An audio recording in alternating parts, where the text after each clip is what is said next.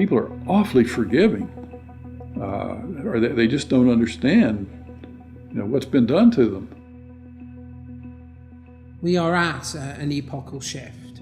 We're at a point where the West could tip into complacent and quite well off redundancy, or we could play a decisive role in the future. What the banks did was reprehensible. That was why there was the outrage at the greed of the bankers when we gave them money that was supposed to help them lend to others, but they decided to use that money to pay themselves bonuses. For what? For record losses? We are governed by corporations today, often by corporations that don't have very much interest in the United States of America. I don't know what happened, man. What happened to the United States? It went so far in the ditch. At what moment did it all go bad? Was it disco? Was it Donna Summer? Is that what killed America?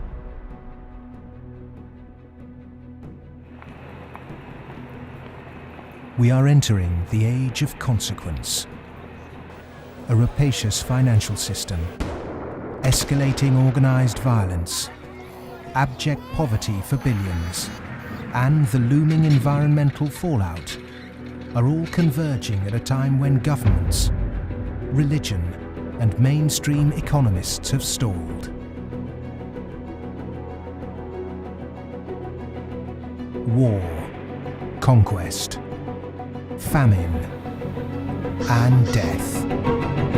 The four horsemen are coming.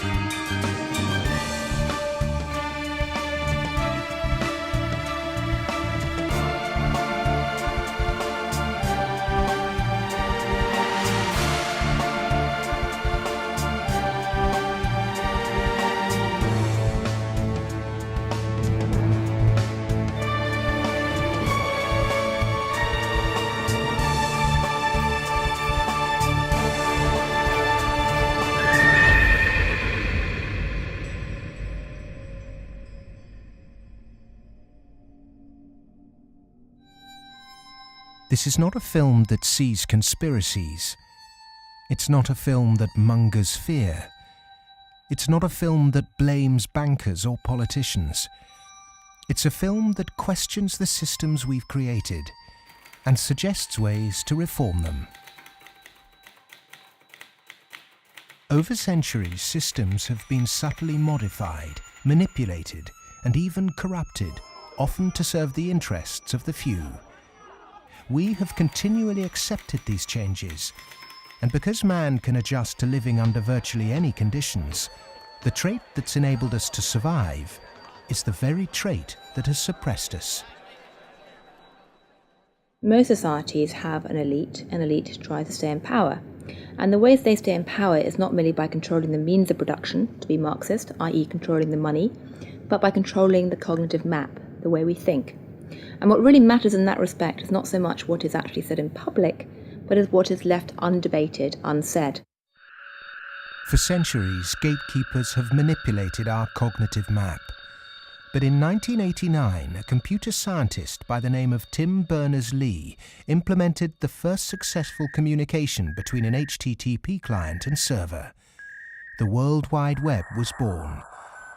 It has since unleashed a tsunami of instantly accessible, freely available information.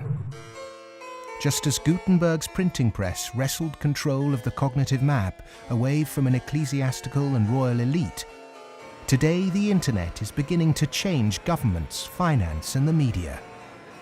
We are at the cusp of change. But to enact it, we must first understand the things that have been left unsaid for so long. To do that, we need context from people who speak the truth in the face of collective delusion. Because to understand something, is to be liberated from it.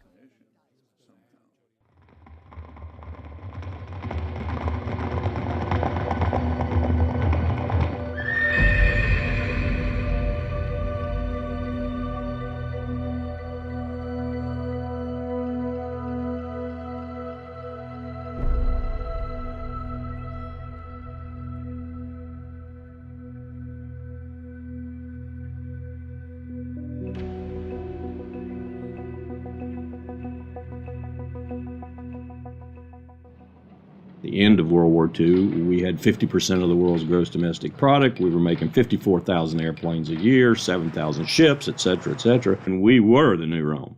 And we recognized it and devised a power management scheme in the 1947 National Security Act to, we thought, manage it, and it worked fairly well during the Cold War. But we haven't done anything since, and I think that's another sign of our inability to grasp the new world, if you will.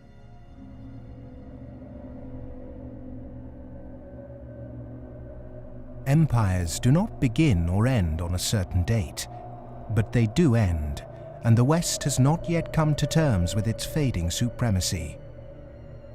At the end of every empire, under the guise of renewal, tribes, armies, and organizations appear and devour the heritage of the former superpower, often from within. In his essay, The Fate of Empires, the soldier, diplomat, and traveller Lieutenant General Sir John Glubb analysed the life cycle of empires. He found remarkable similarities between them all. An empire lasts about 250 years, or 10 generations, from the early pioneers to the final conspicuous consumers who become a burden on the state. 6 ages defined the lifespan of an empire. The age of pioneers, the age of conquests, the age of commerce, the age of affluence, the age of intellect, ending with bread and circuses in the age of decadence. There are common features to every age of decadence. An undisciplined, overextended military, the conspicuous display of wealth, a massive disparity between rich and poor, a desire to live off a bloated state, and an obsession with sex.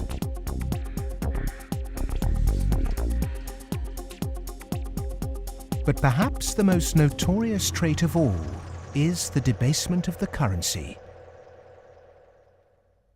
The United States and Great Britain both began on a gold or silver standard, long since abandoned.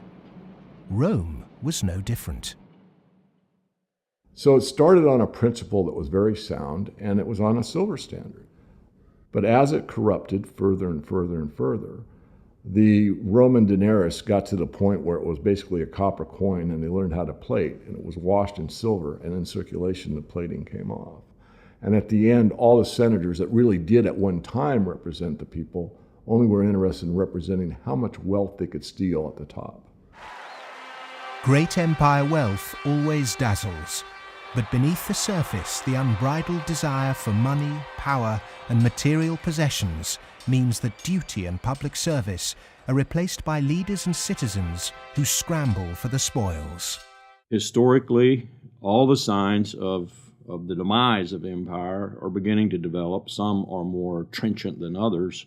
This current financial and economic crisis, that sort of thing always accompanies the demise of empire. The people of Rome were constantly being distracted by the gladiatorial events, and the politicians knew that they did this. Whenever there was unrest among the people, they had a huge event going on, and they created a new event with lots and lots of gladiators, and every day we're doing that. That is a common trait of declining empires. And so today in the United States, for example, you find a tremendous emphasis on all kinds of television programs that distract people from what's really going on. Sports is a big part of that, as it was in the gladiator times. In essence, we've been lulled into a lethargy, and we've accepted it. Just as our sports stars today earn vast sums, so did Roman charioteers. In the 2nd century, one by the name of Gaius Apuleius Diocles amassed a fortune of 35 million sesterces in prize money, equivalent to several $1 billion today. Strangely perhaps, there's another profession that is disproportionately hallowed as an empire declines. The Romans, the Ottomans and the Spanish all made celebrities of their chefs. And this again is typifying the end of an empire, where things were so great, we have this last oomph of momentum that we used to be great, and we felt great, and we don't feel it anymore. So everyone is out searching for it.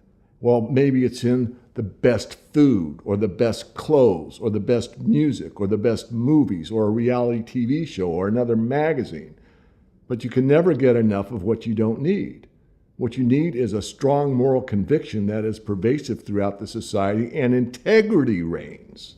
There's a vast apathy. There's a vast amoralism, even a political nature to it. That is to say, there are vast numbers of people who don't give a damn.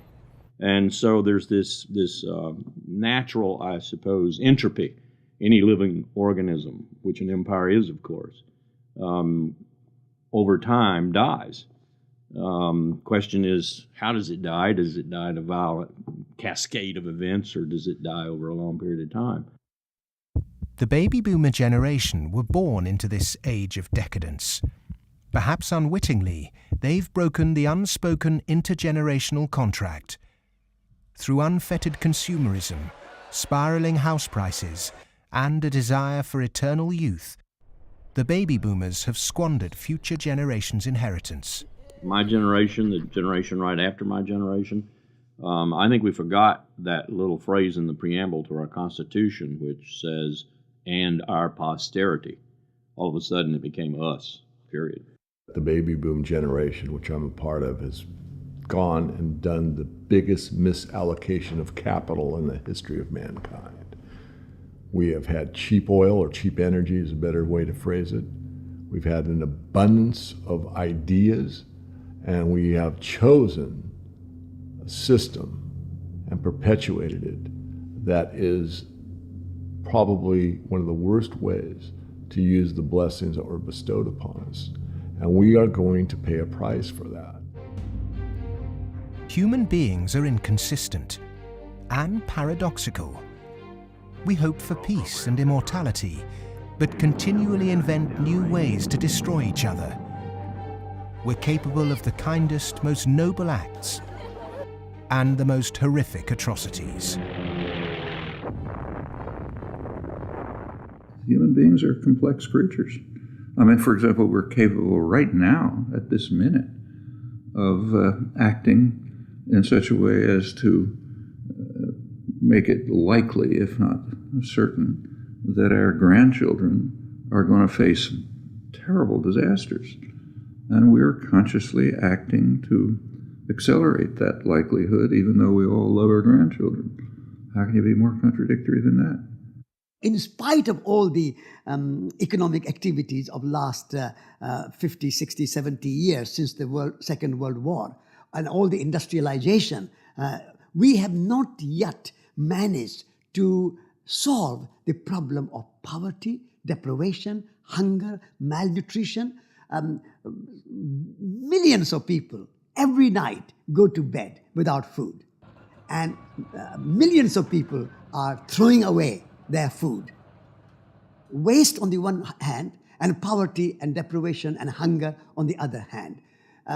Malnutrition on the one hand, and obesity on the other hand. What kind of system have we created? Why, with such brilliant knowledge on the planet, are we still struggling to distribute wealth fairly? How has the human race developed a flawed system of government and economics that serves the few at the expense of the many? And with such poverty in an age of plenty, why have we not had the will to change such a vicious social structure? Greed is the fundamental kind of ingredients for the immoral economy. The problem is not that there's not enough in the world. People say that there's a poverty, we have to create more wealth. There's enough in the world for everybody's need, as Mahatma Gandhi said, but not for anybody's greed. But is it just greed, or does it go deeper than that? Is the problem systemic?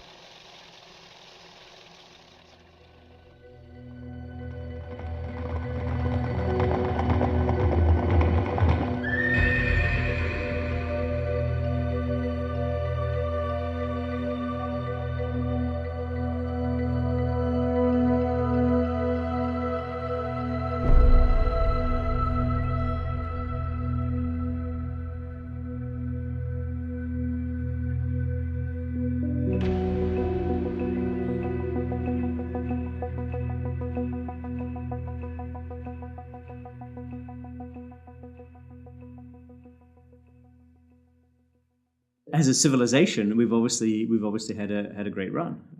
We've done very well. We had the Industrial Revolution. We survived that. We've built a lot of modern military technology. We've survived that so far. We built a banking system, and we're still struggling with that part of it. But we've had a good run. It's kind of like when I was working on Wall Street for 7 years. I had the experience some people would have. Let's say working at a meat processing plant, they become vegetarian. You work on Wall Street and you see how these banks like Goldman, J.P. Morgan, these other banks make money. When you see money, it kind of makes you sick. Well, I think if the people knew what the banking system is up to, as Henry Ford said, there would be a revolution tomorrow morning. The fact is, most people think that what a bank does is lend you money that someone else has put in the bank previously. But what a bank actually does, what a commercial bank does, is to create money from nothing and then lend it to you at interest. If I do that, if I manufacture money in my own home, it's called counterfeiting.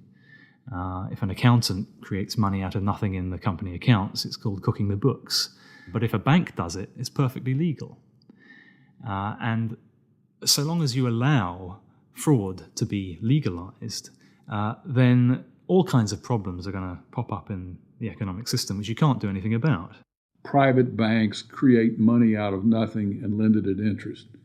Now, that sounds absurd. When I teach sophomores, about money in banking and how banks, they never believe it. And so you have to go through it again and again. Yes, banks really do create money. They really do. Here's how it happens. And it's absurd, and they're right to doubt that could possibly be what's really going on. But it is.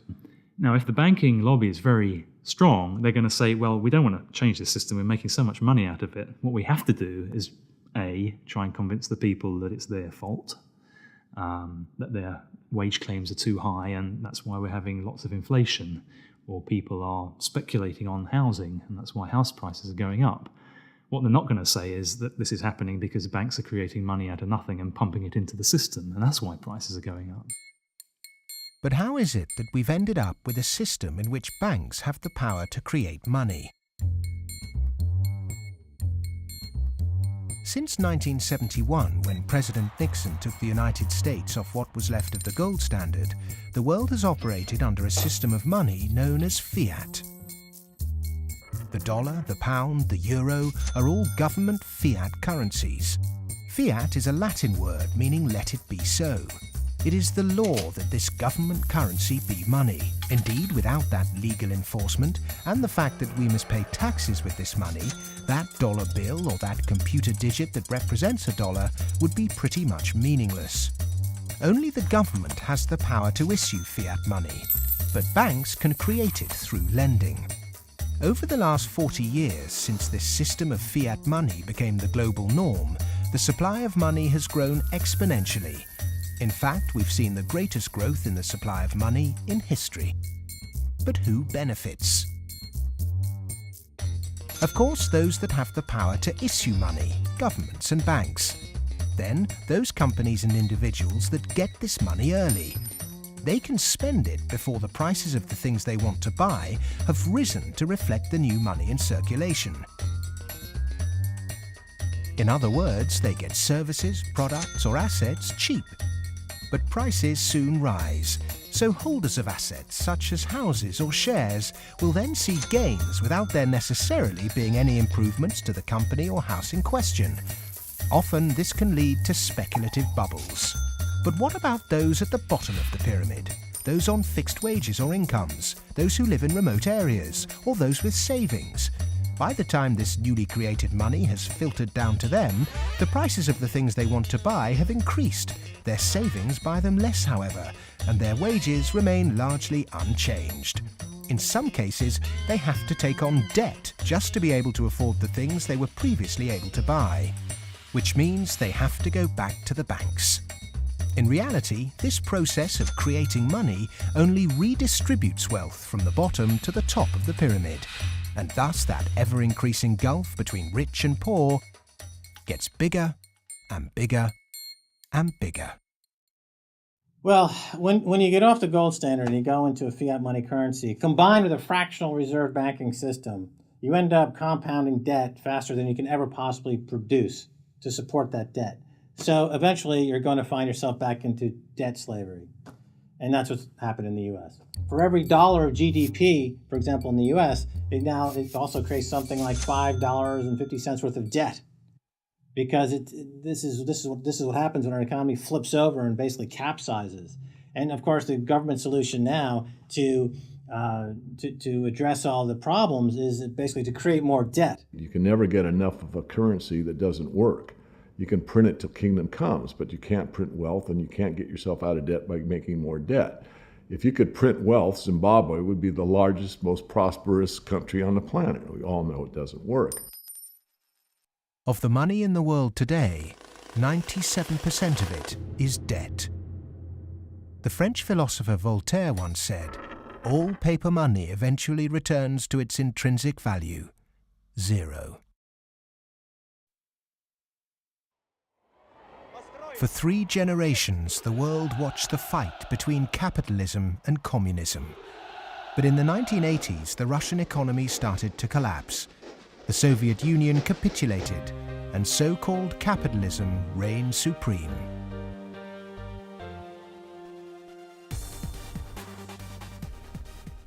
Before 1989, we had a battle between communism and the market. And in that battle, there was a sense of, let's not expose the flaws in the market economy. This is too important of a battle that you don't criticize our team while we're fighting their team. And their team, associated with authoritarianism, with a failure to deliver well-being to their society, it was very clear that if you had to choose between these two, which was better? Communism failed first for various reasons. I think it was inefficient, human rights, lack of respect, so forth. So capitalist West has been continuing in a triumphalist mode, thinking, our adversary has failed. That means we're doing everything right. Both systems are trying to do something which is fundamentally impossible, grow forever. And they're both going to fail. One failed first. Capitalism's going to fail later, or it's failing now. America right now is in a very interesting position because in the past 200-300 years of its history, it's a culture and country which has almost always existed on the assumption that resources could be expanded. If there was a problem, you always try to deal with it by expanding the pie. Go west, young man. Make the pie bigger so that everyone's got a bigger piece. Now it's facing a world where possibly resources are beginning to be more constrained and where it's going to have to divide up that pie and inflict pain on people. And that's something which it is not well prepared for. How has the country moved so far from the intentions of its founding fathers? How has the American dream become so distorted? Over the last 30 or 40 years, capitalism has taken this extreme form. And a lot of it goes back to the economist Milton Friedman from the Chicago School and Ronald Reagan and Margaret Thatcher and others buying into these policies that really encourage people to take on huge amounts of debt, encourage privatization, smaller government supposedly, although bigger military, so actually the government spending goes up. Deregulation. getting rid of rules that govern the people who run our institutions, especially our corporations.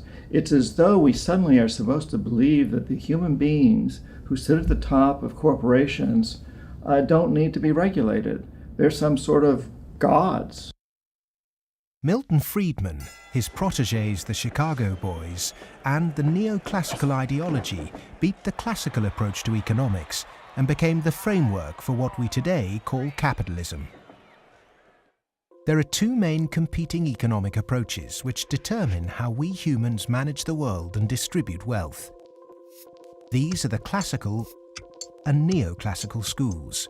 The classical school favours less government interference, more personal autonomy, and recognises that humans cannot function without natural resources.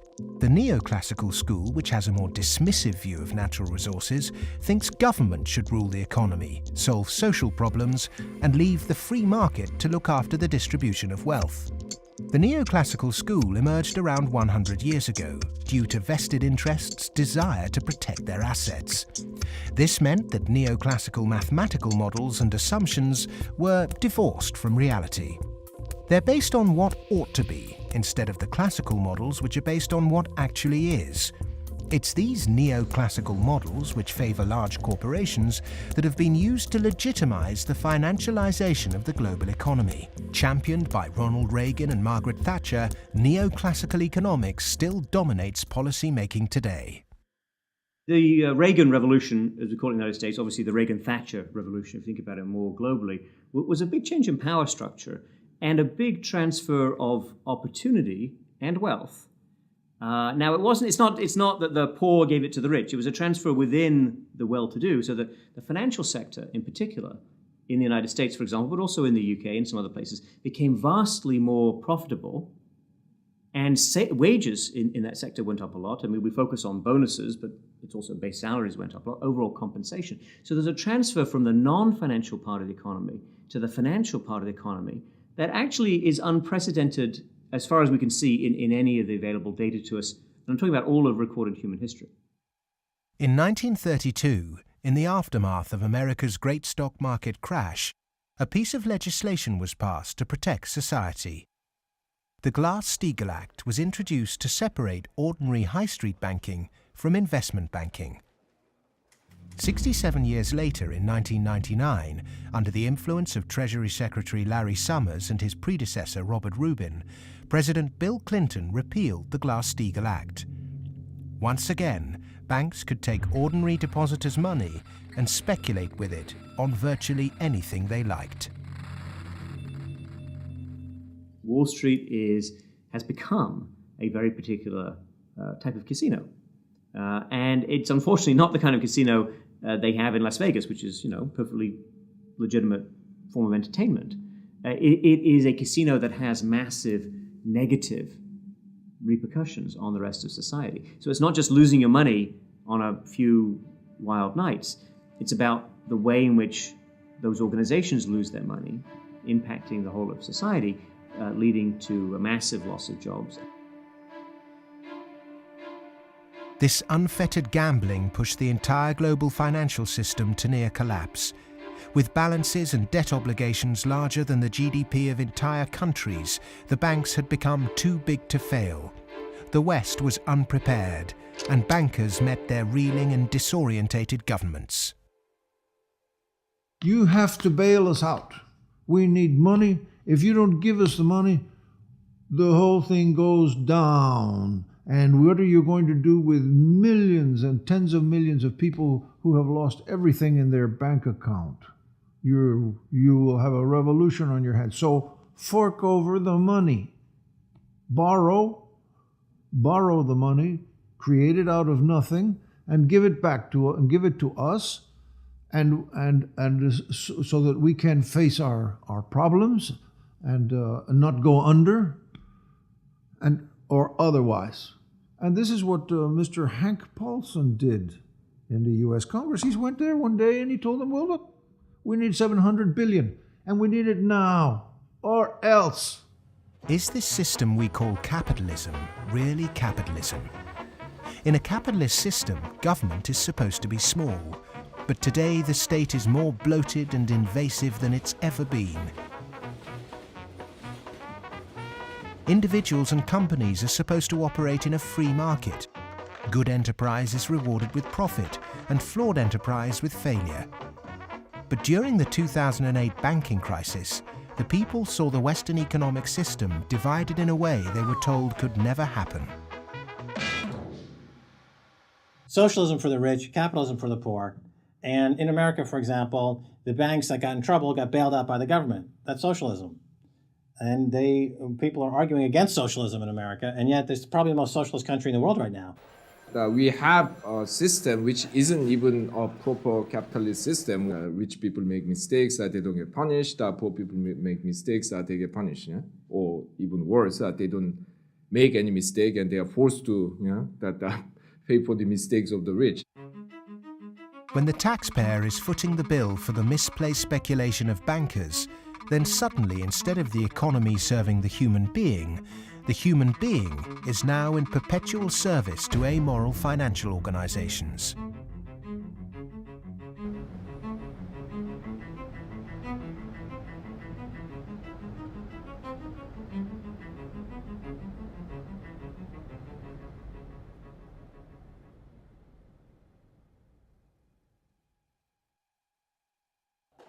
It was the head of the Federal Reserve Bank, Alan Greenspan, who after 9/11 slashed interest rates to encourage lending.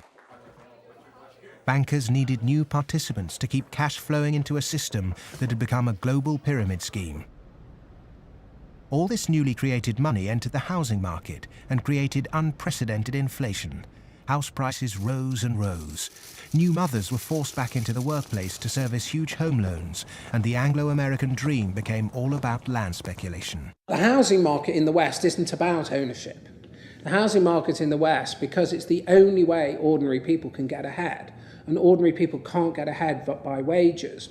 What we've created is a mass bubble economics around housing. As that sucks in a huge amount of capital, takes capital for genuine innovations in the economy, and puts it into a speculative use that has no genuine productive outcome. It's interesting, if you talk to people in Germany, for example, they don't see a connection between owning a piece of property and being inclined towards being democratic. There's lots of people who rent their housing there, and they're perfectly comfortable with that arrangement. But it is true that in somewhat different contexts, both Mr. Reagan and Mrs. Thatcher pushed for more people to own housing. And actually, this is part of the problem, because if you push people to buy housing before they're ready, and if you push very dubious loans on them, and they don't understand what they get themselves into, you can have huge adverse repercussions, exactly what led to, in part, the subprime housing crisis in the United States.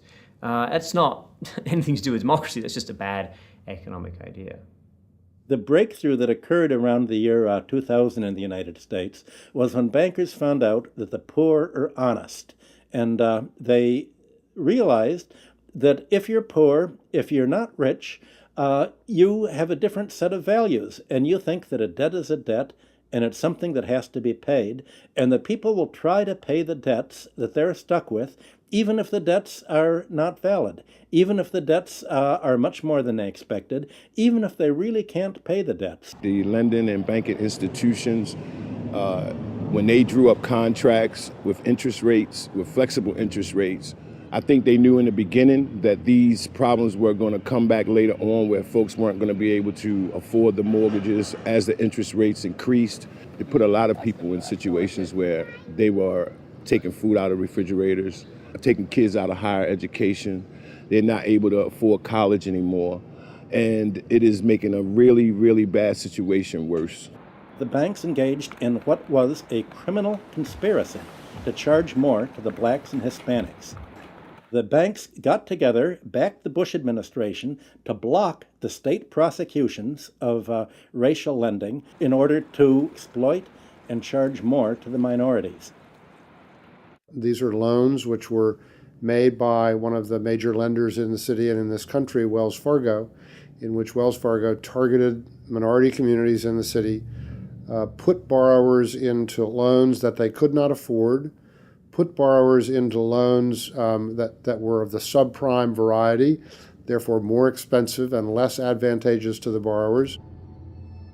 Hiding predatory lending practices in the small print of complex financial products was only ever going to enrich one set of interests. Many of the communities in which African Americans live in the city were establishing momentum. There was development activity that was occurring. We were seeing signs of vitality in many of these communities, and the results of the Wells Fargo foreclosures and the subprime lending practices of that lender and others has significantly impaired that progress and brought it to a halt. They're not worrying about, they don't come in the heart of it.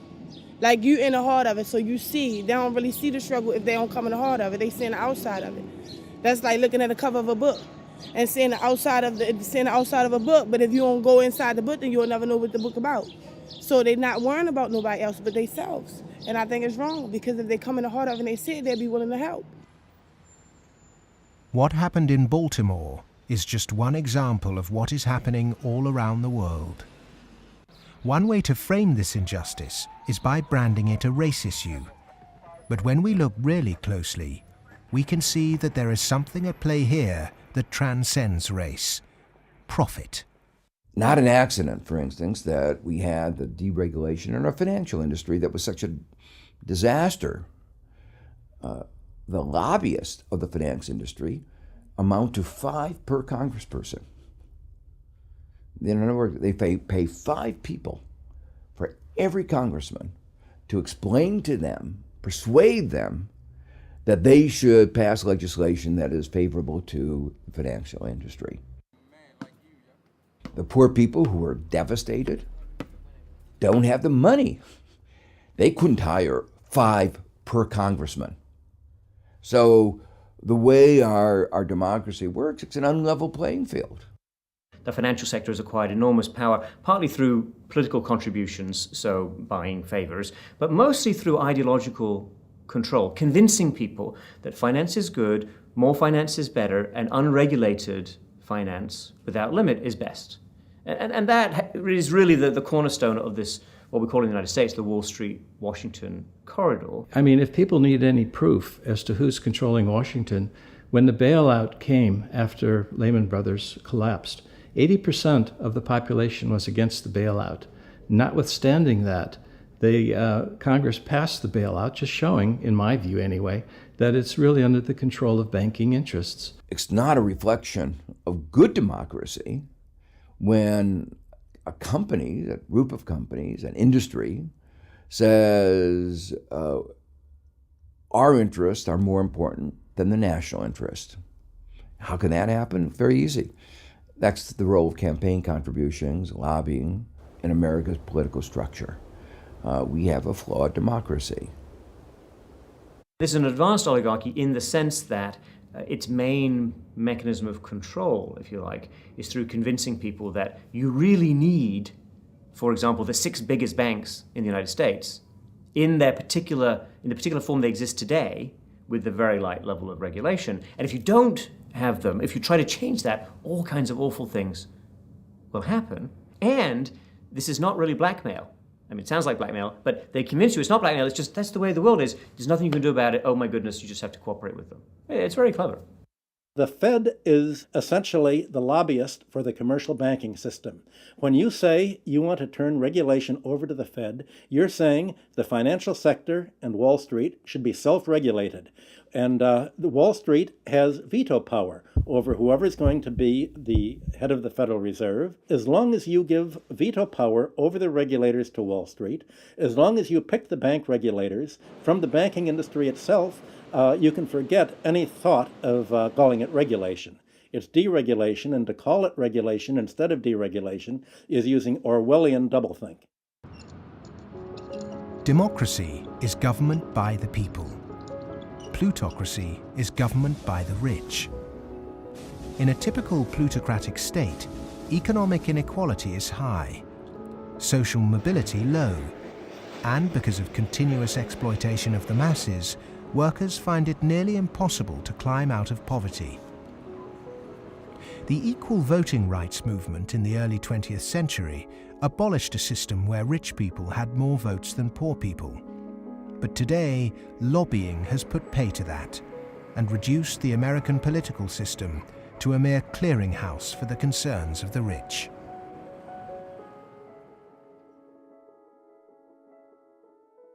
The Goldman Sachs machine is one of using profits to buy influence in Washington, to change laws, to make it easier to make money on Wall Street, to be used to buy influence in Washington. So it's a self-reinforcing malfeasance machine that is continuing to grow as a parasite in the economy and continuing to kill the host. Famous for claiming it did God's work, Goldman Sachs is one of the most influential investment banks in the world.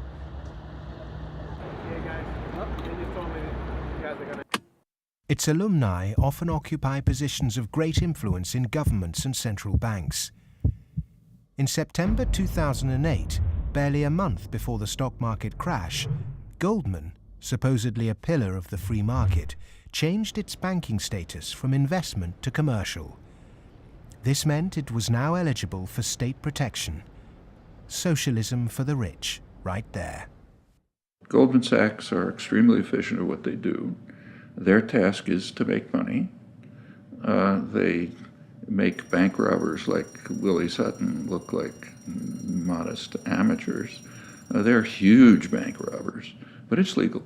The system is set up so that they can do it. In the recent years, they've been selling securities put together from mortgages that they knew were worthless. So they're selling these things to unwitting consumers, making a ton of money on it. Meanwhile, they're betting that they're going to fail because they know that what they're peddling is rotten. So they placed bets with it's called credit default swaps and other things with a huge insurance company, AIG, and that was insuring Goldman Sachs against the failure of the stuff they're peddling. During America's subprime collapse, Goldman traders Michael Swenson and Josh Birnbaum made a $4 billion profit by short-selling junk mortgages. Backed by Dan Sparks, internally Goldman Sachs called their position the Big Short and bet against their own clients. Senator Carl Levin called Goldman Sachs chief executive Lloyd Blankfein to a Senate subcommittee to testify under oath. Much has been said about the supposedly massive short Goldman Sachs had on the U.S. housing market. The fact is, we were not consistently or significantly net short the market in residential mortgage-related products in 2007 and 2008. We didn't have a massive short against the housing market, and we certainly did not bet against our clients. Riding the Big Short in 2007 made billions of dollars for Goldman. And so far, they've got away scot-free with this massive heist. So they're now back bigger than before, richer than before, biggest profits they've had in history, huge bonuses. They're doing great. A lot of what they're doing has, in fact, probably maybe all of it, has almost nothing to do with the benefit of the economy.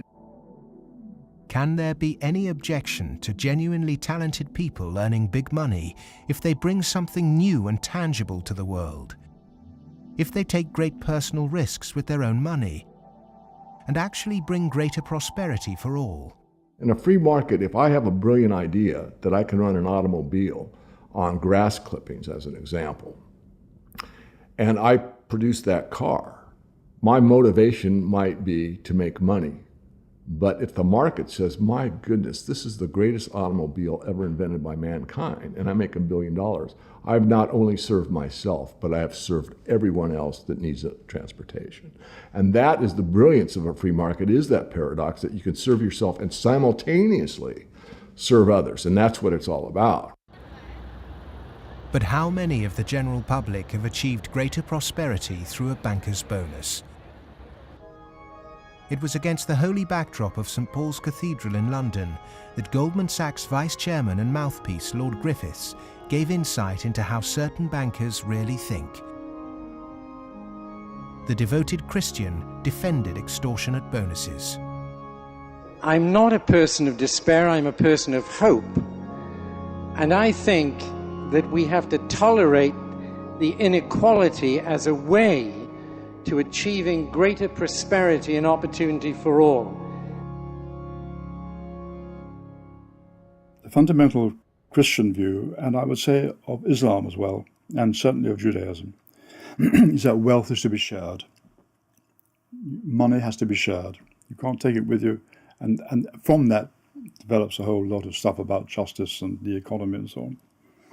And we've lost that, and instead we've got people accumulating more and more. And I just think it's disgusting that people have lost their homes, they lost their jobs, they can't pay their mortgages from bankers who made a big mistake and then paid enormous bonuses. I'm sorry, that is simply wrong. And I can't understand why we are not more vociferous about that. When rich people tell you that they specifically have to be rich through these egregious rip-off mechanisms, that's just self-serving propaganda and it should be disregarded. It is true that when you organize human society, some people get ahead and some people struggle. That's a natural mechanism. But saying, we've got to have inequality, therefore Goldman Sachs must be organized along the following lines, that's a complete non sequitur. At what juncture, at what point does morality enter into the economic calculus? In a way, many people think that Adam Smith gave us a free pass, a way not to think about morality. Because what Adam Smith said was that individuals in the pursuit of their self-interest are led as if by an invisible hand to the general well-being of society. Now let me make it clear, Adam Smith didn't really say that. That is to say, Adam Smith was very much aware that businesses, when they got together, conspired against the public interest, raised prices. He was aware of monopoly. He was aware of the importance of education that the private sector couldn't provide. So he himself was aware of all the limitations, but his latter-day descendants have forgotten all those caveats. Adam Smith was the godfather of classical economics, but since its publication, his work has been used as a political football, financiers twisting his words to suit them. Lord Griffiths advocates ruthless individualism to push this idea that if bankers get rich, then we get rich too, through a process known as trickle-down economics, or horse and sparrow theory. If you feed the horse enough oats, some will pass through to the road for the sparrows.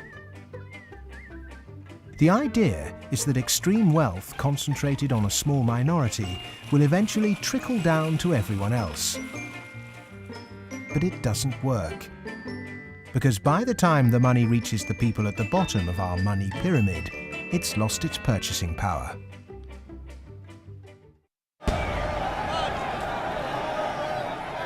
But the public are now confused as to why our political leaders have allowed this to happen, and quite naturally now ask why. Because our political processes are badly flawed. They're badly flawed because of the dependence on lobbyists, on campaign contributions.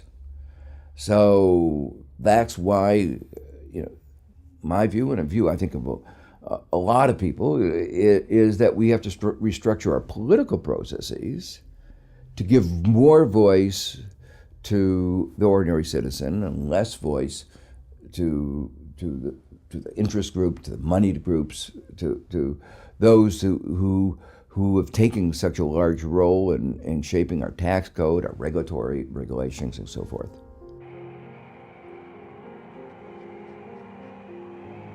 I stood on the front step of Colin Powell's house, and I look at him and say, "What next, boss?"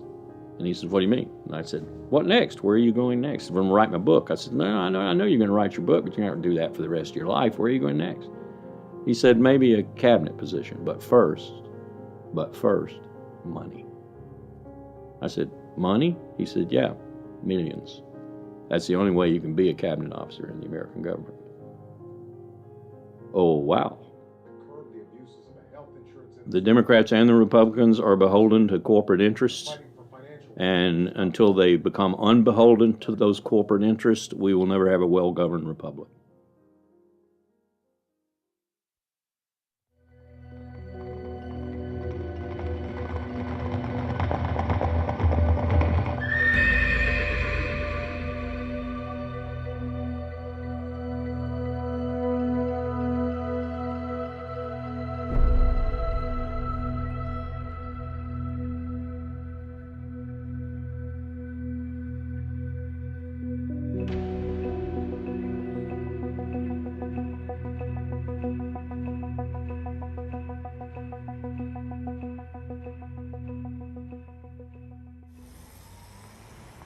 The inherent iniquity in our system of money, banking and politics has not just had consequences domestically, but also on a massive scale globally.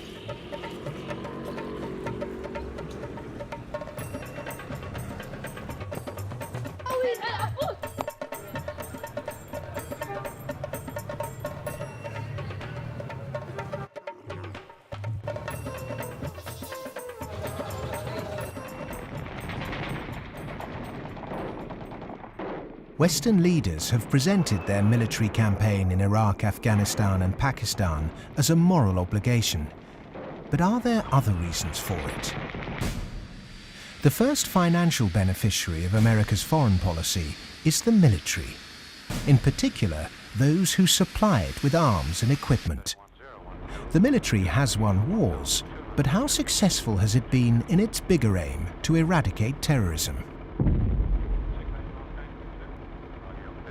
The drone attacks not only failed, but they've created extra extremism. They've helped in radicalization of youth in the northwest frontier and also in certain parts of Punjab and Pakistan.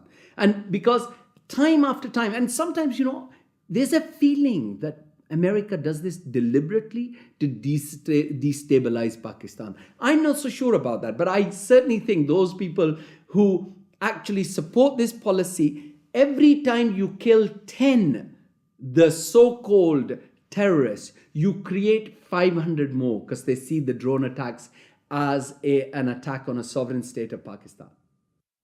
If they really wanted to flush them out, there was no need for a huge military operation in Swat, causing the entire district to become internally displaced persons. The population of Swat is 1.8 million. There are 2.3 million refugees in the country. The whole district has been emptied.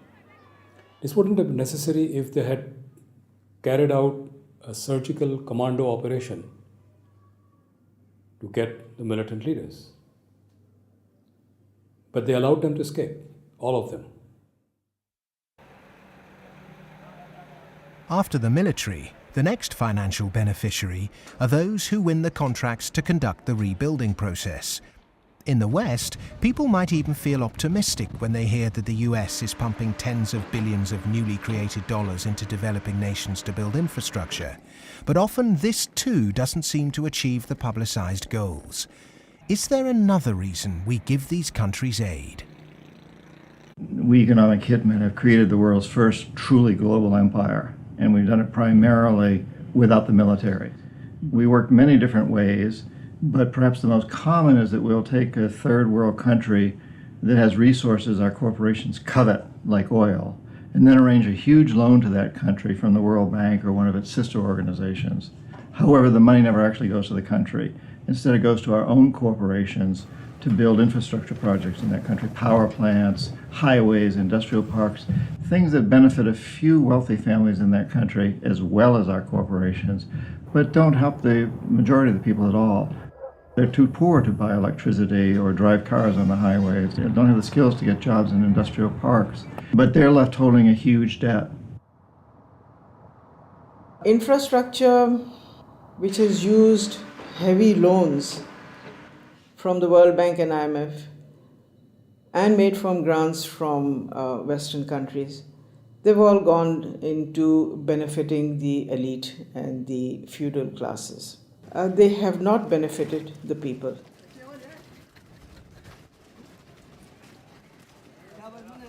A lot of money goes to these consultants and companies from the West who charge huge amounts of money, and actually the real money on projects and on ordinary people is very limited. The masses have very little already. So those landlords who have the infrastructure and who are going to make money because of the infrastructure that is built through their roads, they will prosper.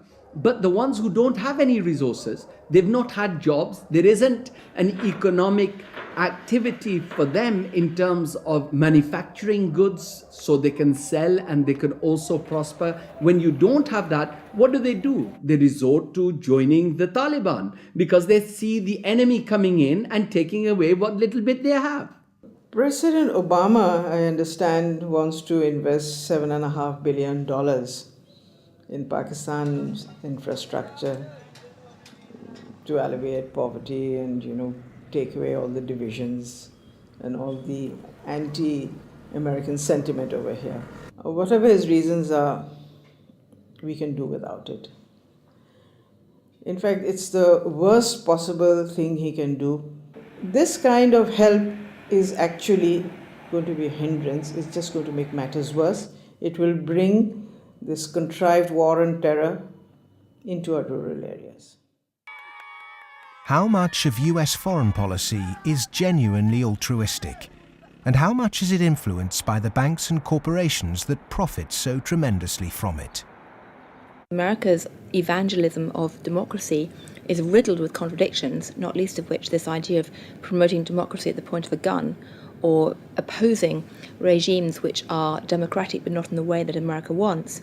So too, this idea that America has been promoting free market capitalism has also been riddled with contradictions, because the reality is that American firms tend to make most money when countries are at the cusp of change, certainly American financial firms, and in a sense they want markets that are changing structurally, but not too free and too transparent, because they make money when markets are a bit opaque. Is it any wonder developed nations are fighting in underdeveloped countries when so many are making so much money out of it, without ever really having to face up to or even witness the consequences of their actions? So what if 5 million kids died in Africa because of debt last year? I got a bonus of £1 million, and if I have that conversation, I've had it with some bankers who've been in the business a long time, and they listen politely.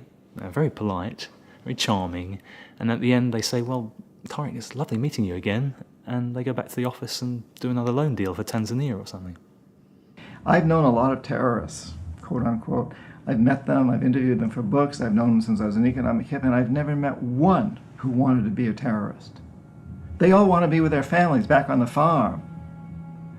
They're driven to terrorism because they've lost the farm. It's been inundated with water from a hydroelectric project or with oil from oil derricks. Their farm's been destroyed.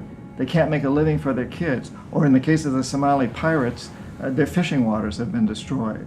And that's why they've turned to this. It isn't because they want to be pirates or terrorists. Now, there may be a few crazy people. There are a few crazy people with their nuts loose.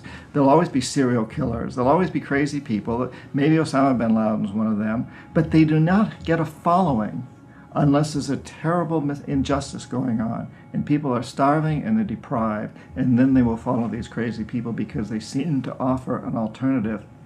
If we want to do away with terrorism, if we want to have what we in the United States call homeland security, we've got to recognize that the whole planet is our homeland. What does the word terrorist actually mean? Many terrorists would sooner describe themselves as freedom fighters. Could it be that the charge of terrorism could just as easily be made against Western corporations, speculators, and policymakers? When we talk about terrorism, it means what they do to us, not what we do to them. And what they do to us can be pretty ugly, although it's not even a fraction of what we do to them. I mean, take, say, 9/11.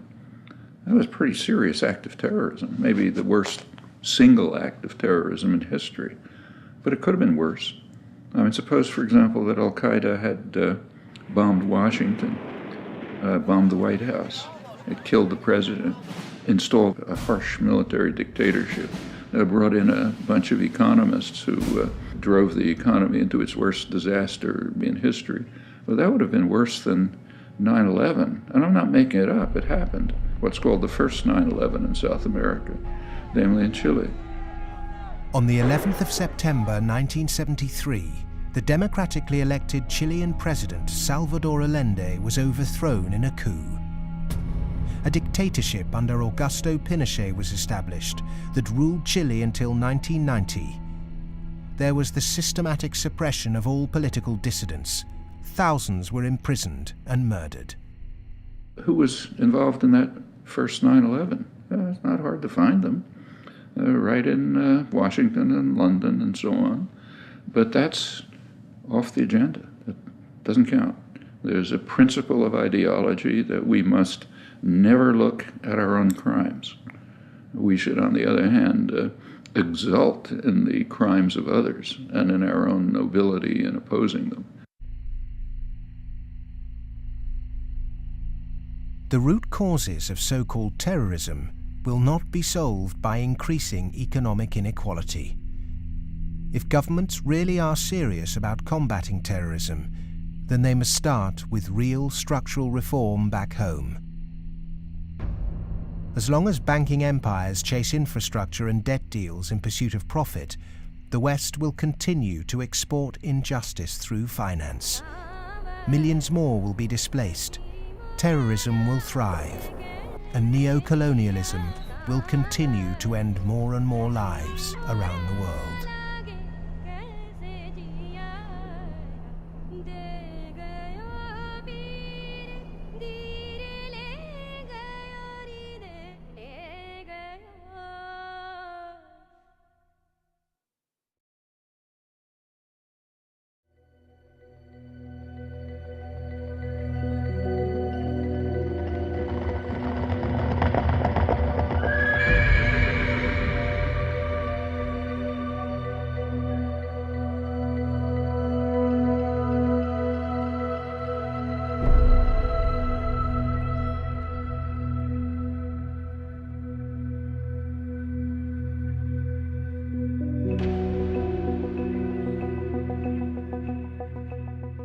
What's happened is that we have moved from a relatively empty world to a relatively full world. That is, empty of us and all of our stuff to now full of us and all of our stuff.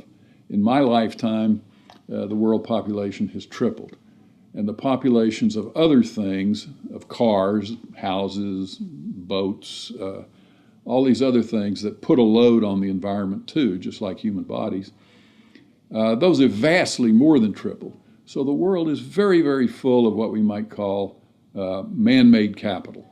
And it's becoming more and more empty of what used to be there, what we might call natural capital. We are the first generation, we in the rich developed world are the first generation to have got to the end of the real benefits of economic growth. For hundreds of years, the best way of raising the real quality of human life has been to raise material living standards. And that's what's driven the huge rises in life expectancy and increases in happiness and other measures of well-being. But all those have now come detached from economic growth. And although life expectancy continues to rise in the rich world, it's no longer related to the amount of economic growth a country has at all. And the same is true of measures of happiness and measures of well-being. The paradox is the more we grow, the more poverty we create. Our self-interested economic system seems to be continually missing a trick. So as we keep plundering the Earth's natural capital, is it time to rethink our Western definition of progress? When I look at the world, I look at it much the way Royal Dutch Shell looks at it. They have one of the best strategic entities in the world, private or public. And Royal Dutch Shell has posited two scenarios. One is called Blueprint and is obviously a planned corporate structure where world leaders get together and they think about things like energy transformation, planetary warming, and dwindling fossil fuels and so forth. The other is called Scramble. And Scramble is pretty much what it sounds like too. It's a mess. Interestingly enough, in 2075, the ending year for these scenarios, as I recall, we get to about the same place. It's just that Blueprint leaves a lot less blood on the floor. Scramble leaves a lot of blood on the floor as people fight for these resources and so forth. The reason oil companies are drilling miles under the sea is that the world's easily accessible oil has already been found and largely consumed. Not only are oil supplies dwindling, major new metals discoveries are becoming increasingly rare. 40% of the world's agricultural land is seriously degraded, and ever more volatile yields continue to be unevenly distributed. It may be that the looming environmental threat is not global warming, but the exhaustion of the world's resources. We're going to have struggles for finding land sufficient to grow the agricultural products for what the United Nations says is going to be a 9 billion Earth population. We're going to struggle over non-renewable fossil fuels as they run out. I think Shell posits about 2075 they'll be gone. And we're going to struggle over things like water and other precious resources that are necessary to our life and to our economy.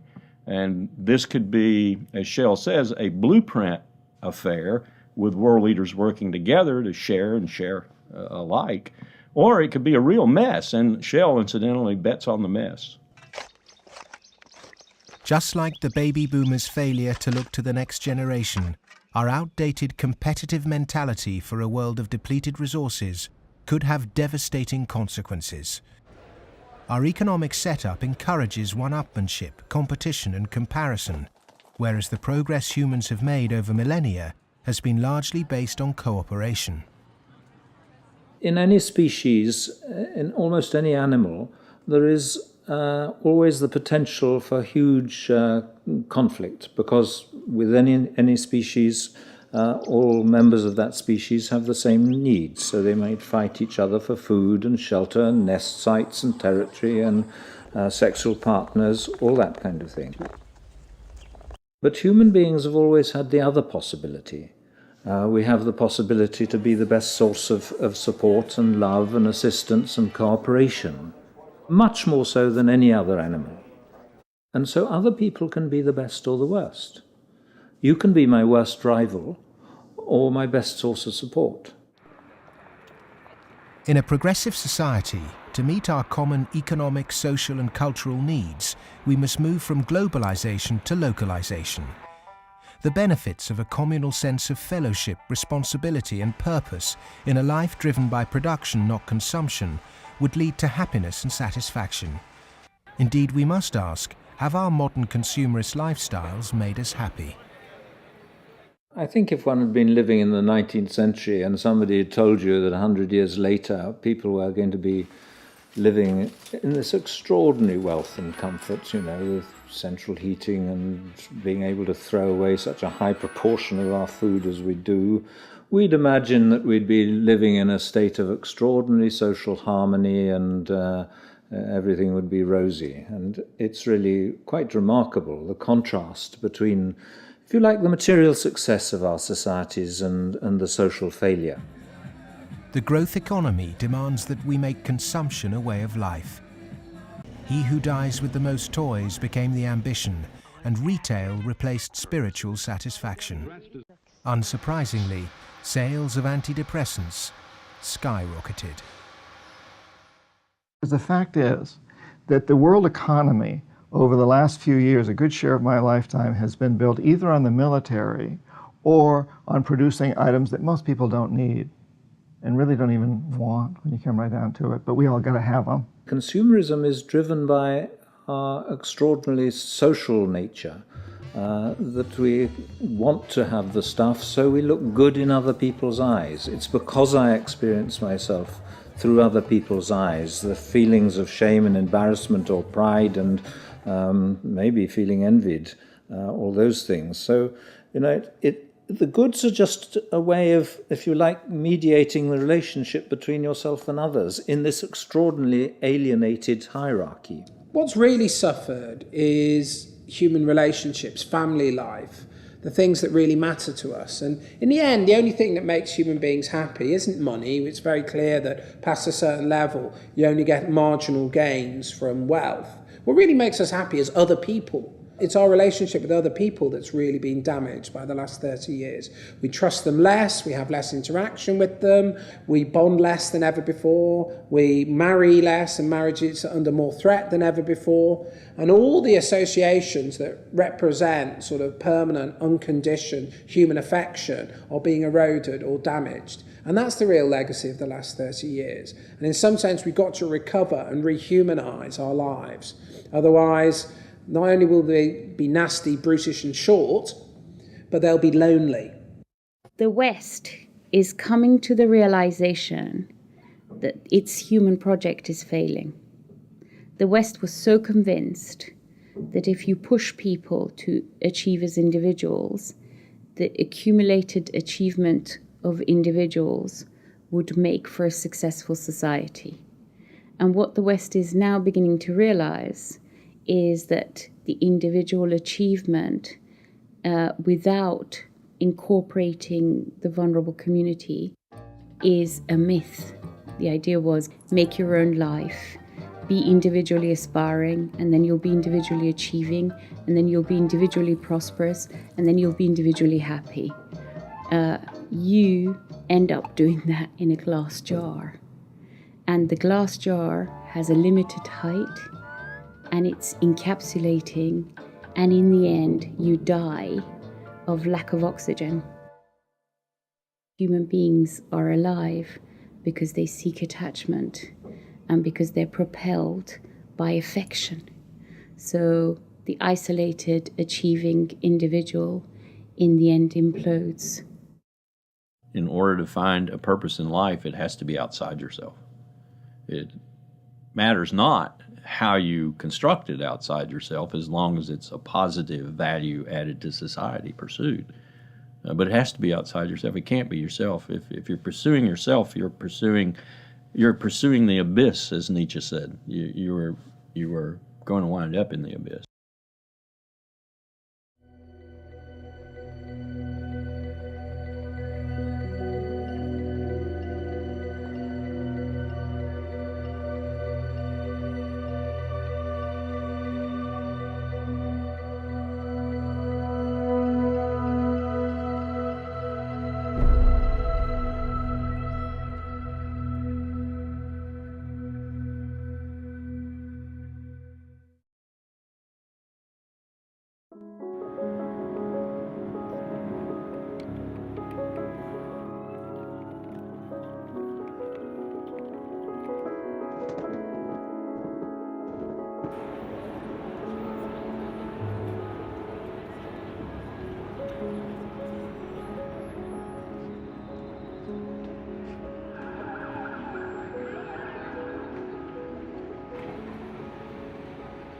One of the most powerful cultural frameworks that shapes the way we think today in the West is the Hollywood film construction. And it follows a particular cultural pattern in that there is a beginning, there is a middle and an end, there is drama, tension, there's resolution, there's usually a goodie and a baddie, and there's usually a story told through the medium of human beings. This Hollywoodization of the way that people communicate and the way they tell stories about themselves and view their recent history has very much impacted how we look at the financial crisis, in that people look at the beginning, the middle and the end. They look at the drama around Lehman Brothers and they wanted, say, a resolution, and they wanted baddies, they wanted sacrificial victims as well. So people have focused on a few individuals. And the idea that somehow it wasn't just one or two individuals who were at the root of the problem, it was a systemic problem, that actually almost everyone who participated was in some way guilty, either of outright negligence or simply failing to ask the right questions or simply failing to ask why money was so cheap for so many years. The idea that it was a systemic flaw is something which is very hard for people to grasp and even harder to depict as a good story. Perhaps there is this feeling of helplessness because we don't understand what the real problem actually is. Cleansing a few bad apples will not rectify the flaws at the heart of the Western economic system. A system that should be protecting people is in fact the very thing that's enabling our four horsemen to ride with such vengeance. The modern-day four horsemen: a rapacious financial system, escalating organised violence, abject poverty for billions, and the exhaustion of the Earth's resources, are riding roughshod over those who can least afford it. They gallop unchallenged because the cognitive map that's been put in place by our schools, universities, and our media does not encourage us to question accepted norms. Instead, there is apathy. In a sense, I think we're rather depressed societies. We've got used to the idea that there's nothing that can be done. There is no alternative, that, we're never going to deal with these environmental problems and we live in a dog-eat-dog society and that's it. I think what we have to take away from this is a recognition that most of these problems can be very substantially improved by making our societies more equal, reducing the income differences, and that also helps us to solve the environmental problems. We can reach a society that is qualitatively better for all of us. Well, the apathy is sort of engineered because you don't have any discussion of this in the public media, hardly by surprise. The public media are owned by the real estate and the financial interests, and they're not going to explain to people the integration between the financial, insurance, and real estate sectors, the fire sector. There's this disinformation going on, passing the buck, denying what the real driving factors are. All of these are common strategies. In fact, even in education, you can see that banks have helped to set up universities. They've funded them. They fund think tanks. They have educational foundations. They own newspapers. All of this stuff is going on as a kind of propaganda exercise so that the people don't actually work out what the problem is. You should not assume because you don't have a background in economics or in law that these issues are somehow too complex for you. They're not complex at all. It's very simple. It's about power, and it's about democracy, and you understand that just as well as I do. One source of this disinformation is the neoclassical school of economics. These economists and academics have been successful in convincing the world that their models were gospel. But just as Gutenberg's printing press was revolutionary in the 16th century, today we're at the dawn of internet enlightenment, which will remove the cloud of ignorance upheld by academic and media gatekeepers. Education can be a form of mass mind control, and it's astonishing that today neoclassical economics continues to be taught in all Ivy League universities. I do get letters from students in economics departments at other universities. They're into some graduate program or something, and they say, I just read such and such that you wrote, and this is the kind of thing that interests me. I'm stuck in this program here in which, I can't even talk about any of that. What's your advice? What should I do? What they're teaching you is what you're going to have to oppose. A lot of it. I mean, some of it's useful. But so some of it's useful, go ahead and learn it. And the other reason for learning the rest of it is know your enemy. An individual might not be able to change the system, but they can change themselves. If we're not offered proper education, we must begin our own. And a good place to start is to become reacquainted with the classical economists, and with something that so few question, but that affects us all, our system of money. If the monetary system of the world is not reformed, then we are headed towards the end of industrial civilization. I won't say that we're going to the end of humanity, but it's just going to be an absolute collapse of our world as we have known it, because it cannot function on fiat money. And none of those who are responsible for this want to admit it, but that is the fact. The fiat system of money is a man-made law, and it's been abused. Is there a form of money whose law is not set by man? When you look at natural law and gold, I sort of describe gold as being a natural form of money. All of the gold that's been mined throughout history still exists in its above-ground stock. It's about the size of 2.5 Olympic swimming pools if you put all that gold together in one place. The key is that this above-ground stock of gold grows by about 1 3/4% per annum, which is approximately equal to new world population growth, and is approximately equal to new wealth creation. So as the net result of this is that you have this very good consistency in gold's purchasing power over long periods of time, because the supply-demand equation is very much in balance. To achieve human liberty, you really need to have sound money, and gold is the only way to do that, because only gold is outside of the control of politicians. With modern man-made monetary processes, a chronic excess of debt has built up at every level of society. Debt is now regarded as normal. It isn't. It's a form of slavery. But how much do we question our debt? And what should we now do about it? The classic example, most recently, of a debt cancellation was the German economic miracle in 1947.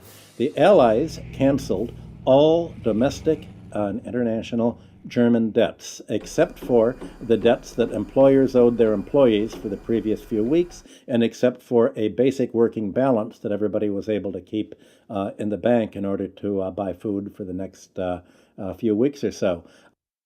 Essentially, you would follow the 5 or 6 pages that the currency reform of 1947 did in Germany. You would start with a clean slate. That means that everybody would own their property free and clear. And the problem here is that you'd wipe off the savings that are the counterparts of that. That actually would not be such a bad thing if you look at the fact that the wealthiest 1% of Americans have concentrated an enormous amount of wealth in their own hands, more than at any earlier time since statistics have been kept. Our system of taxation also needs addressing.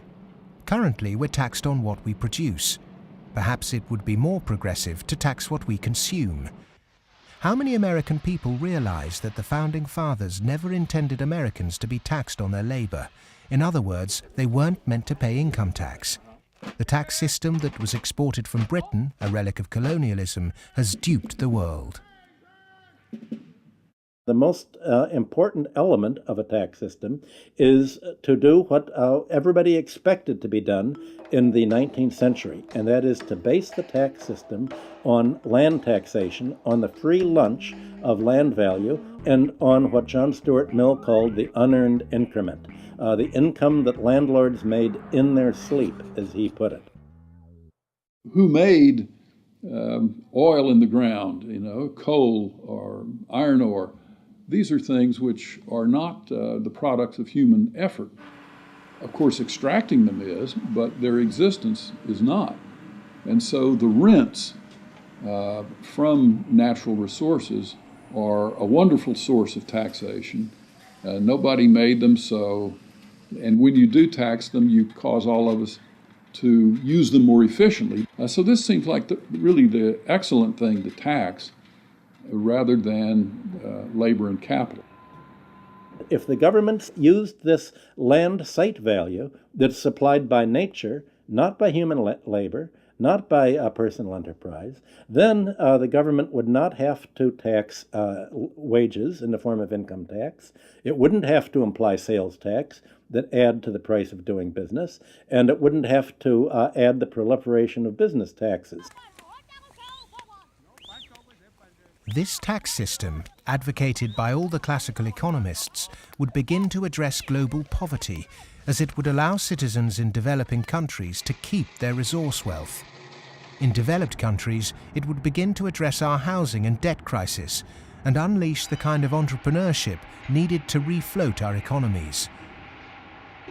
Perhaps we should also resurrect another timeless principle for workers that was promoted during the Industrial Revolution. Well, the idea that people who work in a plant ought to own it is just deeply built into working class culture. So right around here at the early Industrial Revolution in the late 19th century, working people simply took for granted that, yes, of course, the workers should own the mills in which they work. Anything else is an attack on our fundamental rights as free citizens. They also took for granted that wage labor is hardly different from slavery. It's different only because it's temporary, and then you can be free. One of the ways you can be free is by owning your own plants. That was not an exotic view. That was Abraham Lincoln's view. In fact, it was a principle of the Republican Party in the late 19th century. It's taken a lot of effort to drive those ideas out of people's heads, but they're still there, and they are very relevant. It was the Greek philosopher Plato who said the ratio of earnings between highest and lowest paid employee in any organization should be no more than 6-to-1. In 1923, banker J.P. Morgan declared no more than 20-to-1 was optimum. Yet today's salary difference between top and bottom earners in global corporations can be higher than 500 or 1,000-to-1. When you're up in the range of 500-to-1 inequality, the rich and the poor become almost different species, no longer members of the same community. commonality of interest is lost. And so it's difficult to form community and to have good, friendly relationships across class differences that are that large. When the public do vent their outrage at inappropriate earnings, the common defence is to move the debate to the psychological realm and quote mercurial British economist Herbert Spencer. He coined the phrase survival of the fittest, and his words are now used to justify excess. Competition in business is a good thing, but the playing field must be level. Monopolists have too much because the system they game is rigged. Under the current economic setup, the fitness of the vast majority of the world's population is irrelevant. Those that are made to pay for this crisis are not those that caused it. But those who caused it, for survival, will no doubt try to marginalize this film as socialist or even Marxist. I'm a capitalist. I'm a business person. I believe in the basic principles. That's why I'm completely appalled by seeing these principles destroyed by monarchs, monopolists, who have totally destroyed the system from within on Wall Street. And this is completely unacceptable. I'm a capitalist. I think capitalism can do it. It's not a question of getting rid of capitalism. It's a question of getting rid of this terrible form of capitalism. Capitalism, more broadly understood as market economy, not only has a future, I can't see the future of the world without it. But the question is, what kind of capitalism? What kind of market economy? A system of reformed capitalism built on independent money, a tax system based on consumption, not income, and employee-owned businesses would begin to build an economy that's not dependent on constant growth to service its debt. We've endured the so-called free market for centuries, but far from being free, it's led us to destroy nature and each other in a vain attempt to progress. It's absolutely ludicrous to suggest that somehow there is a scientifically defined boundary of the market that we should never change. And of course, that's what the free market economy wants you to believe.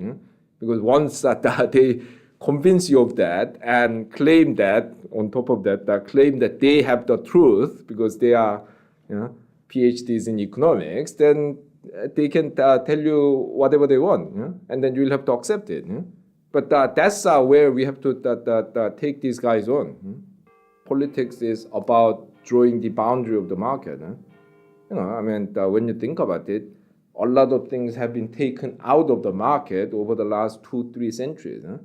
2-3 centuries ago, you could buy and sell human beings, child labor, a lot of things that you wouldn't imagine you could buy and sell today. So, over time, we have redrawn this boundary, and there's nothing wrong with redrawing the boundary again. Things that were considered absolutely reasonable in the 1850s, like selling any chemical on a street corner and telling you that it's a pharmaceutical drug that will be good for you, things like that were absolutely commonplace then, are now serious criminal offences. Well, the same thing will be true of active money management in 100 years. The breakdown we saw in the Great Depression and witnessed again at the beginning of the 21st century occurred because in the name of growth, much was taken out of the system by those who contribute very little. Multinational corporates and banks will always want to grow without having to compensate those people who actually do the work to produce the surplus. In the past, every time too much was taken by those who contributed little, people rose up to halt the violent practices enacted by a tangible enemy. Today, the question is, with such a formless enemy pervading every element of our economic and democratic process, can it be done again? Of course it can be done again. Look, it's a cycle. We're not debt peons, but maybe rats running around a little wheel in somebody's big cage somewhere. The finance rises, finance becomes organized. You make a lot of money in banking. It's easy to go out and buy politicians. But the essence of democracy, the essence of American democracy, is this is a repeated confrontation, a repeated showdown. And in the 1830s, Andrew Jackson beat the second bank of the United States. In the early 1900s, Teddy Roosevelt beat J.P. Morgan and John D. Rockefeller. In the 1930s, Franklin Delano Roosevelt, FDR, beat everyone from Wall Street. And now we have to do it again. the one single thing that makes me optimistic rather than cynical, pessimistic, is my students. First, I do not see the desire to go to Wall Street amongst them. I see the opposite. Second, I see a disdain amongst them for people who are motivated. Not just they don't want money, I see a disdain amongst them for people who do just want money. The crises we face today are created by humans. And what is created by humans can be changed by humans. So we are all capable of transforming our world. Revolutions are philosophical. Getting organized and preventing the culprits camouflaging the real problem means it's possible to embark on a bloodless revolution against the violent organizations and barbaric leaders who've trashed the economy. Central banking, rigged capitalism, land speculation, income tax and neoclassical economics have corporatized democracy, stunted progress, perverted the course of human destiny and compromised the future of this planet. If these issues aren't addressed, then the next implosion will be on a scale unimagined. Whatever the propaganda, at the beginning of the 21st century, central banks' unregulated cheap money pumped up land values, which created an unsustainable asset bubble in a world that once again operates a rigged tax system that enriches entrenched privilege. Neoclassical economics have ruined life for the bottom billions, tempted everyone into intergenerational conflict, and created massive suffering that has no limits. Human beings go mad in crowds and come to their senses slowly and individually. History is littered with examples of people who threw themselves off the yoke of oppression to adopt radical change, only to end up with popular new rulers that maintain the status quo. To really understand something is to be liberated from it. Dedicating oneself to a great cause, taking responsibility, and gaining self-knowledge is the essence of being human. A predatory capitalist's truest enemy and humanity's greatest ally is the self-educated individual who has read, understood, delays their gratification, and walks around with their eyes wide open.